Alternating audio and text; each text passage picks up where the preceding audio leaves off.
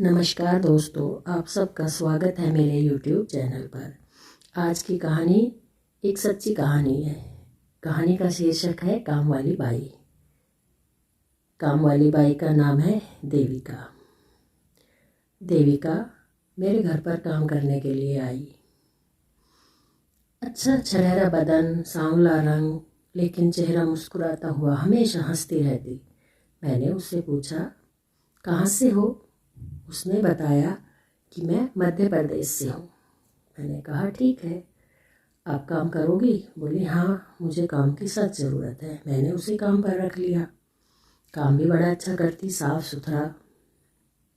बात ही बातों में एक दिन उसने बताया कि मेरे 3 बेटियां हैं और 1 बेटा है। मैंने कहा, अच्छा, कुछ काम करते हैं? बोले, नहीं, मेरी तीनों बेटियां ग्रेजुएट हैं। बड़ी वालियों की शादी कर दी है, छोटी बेटी अभी BSc फाइनल में है। मेरे को उसकी ज़िंदगी के बारे में जानने की उत्सुकता बढ़ी। मैंने कहा, आपने लड़कियों को पढ़ाया है काफ़ी? बोली, हाँ, मैं नहीं चाहती थी कि वो मेरी तरह काम वाली बने। उसने बताया कि मैंने अपनी दोनों लड़कियों की शादी कर दी है, बड़ी वाली की। सुनकर मुझे अच्छा लगा। मैंने पूछा, क्या आपने कैसे घरों में शादी की है? बोले, अच्छे घरों में, खाते पीते घरों में मैंने उनकी शादी की है, लेकिन समस्या एक ही है। मैंने कहा, क्या? उसने बताया कि मेरे दामाद ने भी BSc कर रखी है, लेकिन उसको अब तक जॉब नहीं मिली, और मेरी बेटियों को भी जॉब नहीं मिली है। घर का ही काम करती हैं। एक बेटी तो मेरे साथ यहीं आ गई है शहर में, क्योंकि उनके ज़मीन कम है और मेरी ज़मीन भी मेरे जेठ ने धोखे से अपने नाम करवा कर जुए में हार गई। सुनकर बड़ा धक्का सा लगा कि गांव में भी धोखे होते हैं। बोली, हाँ, देखो ना, मेरे जेठ ने सारी ज़मीन जुए में हार गए, और हमारी ऐसी नौबत आ गई कि एक टाइम था जब हमारा घर अच्छा खाता पीता था, और अब ऐसी नौबत आ गई है कि बच्चों को पढ़ाया तो भी मैंने एजुकेशन लोन ले रखा है। यह सोचकर बड़ा दुख हुआ, पर कर भी क्या सकते हैं। वो बैठ गई, चाय पीने लगी। मैंने उसे नाश्ता दिया, नाश्ता किया उसने, और चाय पीने लगी।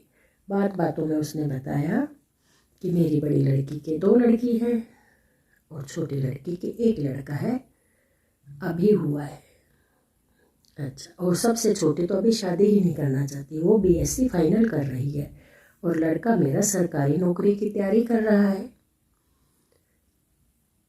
सुनकर मन को बड़ा सुकून मिला कि अच्छा है, चलो, गरीब बेशक है, लेकिन पढ़ाई की राह पर है, कभी ना कभी तो भगवान सुनेगा ही इनकी भी।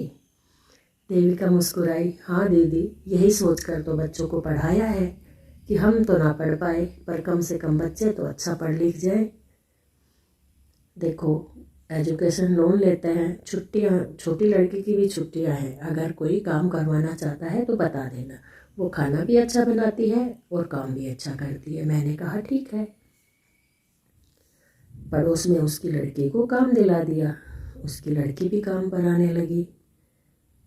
पर यह सोचकर बड़ा दुख होता था कि वो लड़की अपने कॉलेज की फीस जमा कर रही थी। बोलती है कि छुट्टियों में मेरी सारी लड़कियों ने काम किया है घर पे कॉलेज की फीस जमा करने के लिए, और अब देखो नौकरी भी नहीं मिली। मन मेरा एक अंदर से एकदम से दुखी। क्या करूं? कुछ भी तो नहीं कर सकती थी इन लोगों के लिए। मेरा भी इतना बड़ा कारोबार नहीं था कि मैं इनको अपने काम पर ही लगा लूं। हाँ, ये है कि घर का काम करवा कर इसकी मदद कर सकती थी। जो भी 2-2.5 हज़ार बर्तन झाड़ू पोछा करेगी तो 2-2.5 हज़ार रुपया तो कमा ही लेगी। और बाकी भी वो कह रही थी कि हाँ, 15-16 हज़ार रुपया मैं कमा लेती हूँ, कई घरों में काम करती हूँ, सुबह से शाम तक, एक तो घर में खाना भी बनाती हूँ। मेरी बेटी खाना बनाकर अपनी फीस के पैसे जोड़ रही है, और जैसे ही दिवाली ख़त्म हो जाएगी तो वो चली जाएगी अपने कॉलेज। सुनकर अच्छा लगा, लेकिन कब तक? एक मन में एक सवाल गूंज रहा था, कब तक? अब देखो, काम वाली बाई, कितनी उम्मीद होगी उसको कि मेरे बच्चे नौकरी लगेंगे। मैं भी दिल से चाहती हूँ कि उसके बच्चे नौकरी लगे, लेकिन यह हमारी एक की समस्या नहीं है, सब घरों की यही समस्या है। चाहे पढ़े हों लिखे हों या ना पढ़े हों, लेकिन सबको काम चाहिए।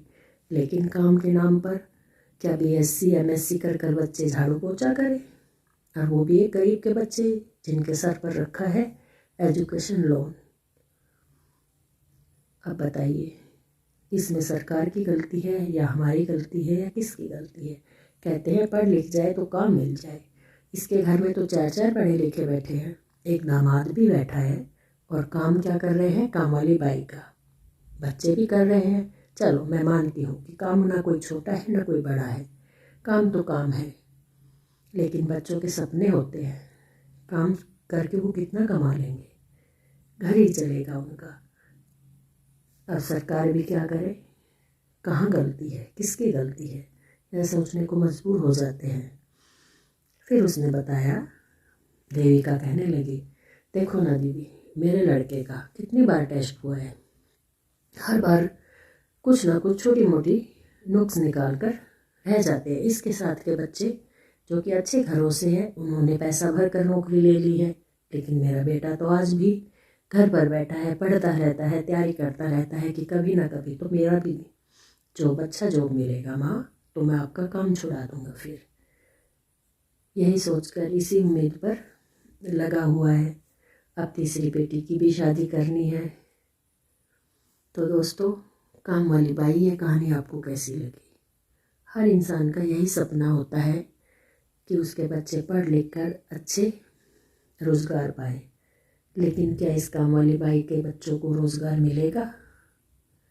आपकी क्या राय है?